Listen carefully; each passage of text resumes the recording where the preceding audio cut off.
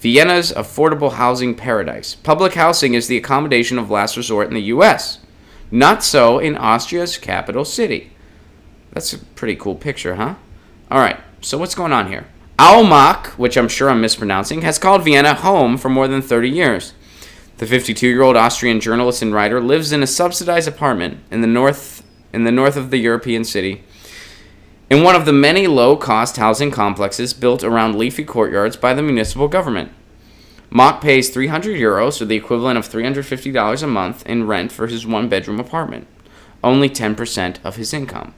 It's great. I'm really happy living here, he says. I like all the green space right outside my window. When people from other countries visit, they can't believe it's so nice and also so cheap. With its affordable and attractive places to live, the Austrian capital is fast becoming the international gold standard when it comes to public housing, or what Europeans call social housing. In Vienna's case, government-subsidized housing rented out by the municipality or nonprofit housing associations.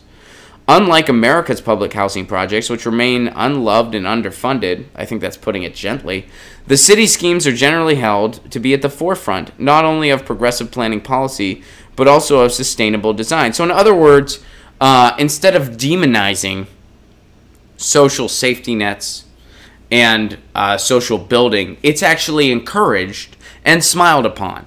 One car-free housing project in the Floridsdorf district, where Mock lives, for example, uses the space usually reserved for car parking for a bicycle repair shop, play areas for children, and some car-sharing bays.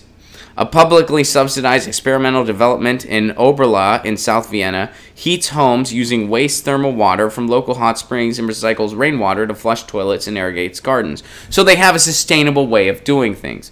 Social housing in Vienna has been widespread since the 1920s, when the post-war municipality, led by the Social Democrats, began building high-density estates all over the city, typically 6 to 8-story apartment blocks with communal green spaces. Today, anyone earning up to $53,000 a year after taxes is eligible for a subsidized apartment, and the median gross annual income is about $31,500.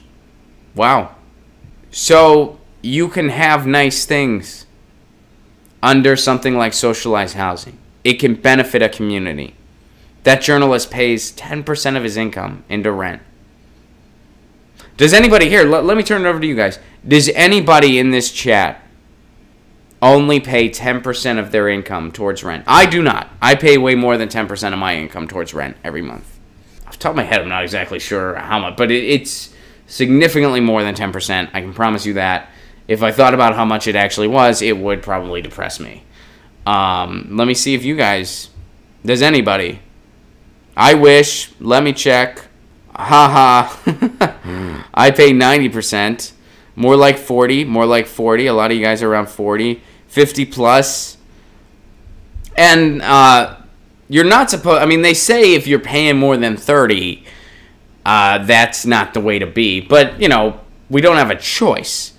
That's funny. I only think I pay 10% when I'm too high to do math. 60, 50, 75, 60%, about 40%. My rent is $500. I only make $600 a month. Jenna, this is why I love Pittsburgh. Pittsburgh's my hometown, and Pittsburgh is cheap. I can say that. And by the way, November 23rd, I'll be at Ham Bones in Pittsburgh. Tickets are available now at ronplacone.com. Shameless plug, since we got there naturally. Marcus, have you visited Maryland before? What are your 3 favorite places there? And how can we do this in America? Thoughts, Ron? All right, I'll answer both of those questions. First of all, how can we do this in America? We divert some of that money we spend on the military every year, which is more than the next 13 countries combined, and we put some of that into social projects like infrastructure and housing and a Green New Deal. Oh, we talked about that before. We have the money and we have the resources, and it really is that simple. All right, Marcus's other question, that's a lot easier to answer. Have you visited Maryland before? Yes, I have. What are your 3 favorite places there? My 3 favorite places. So I've visited Maryland a lot, especially like since I've been on the road and stuff like that. What are my 3 favorite places there? My 3 favorite places in Maryland. there's this really cool port city, and off the top of my head, I'm drawing a brain fart as to where it is, but it's kind of right on the water, and it's beautiful, and it's Port something. Maybe you can help me out. But that place, Port Deposit, Maryland is one of my favorite places in Maryland. Deep Creek, Maryland. I used to go there a lot as a kid.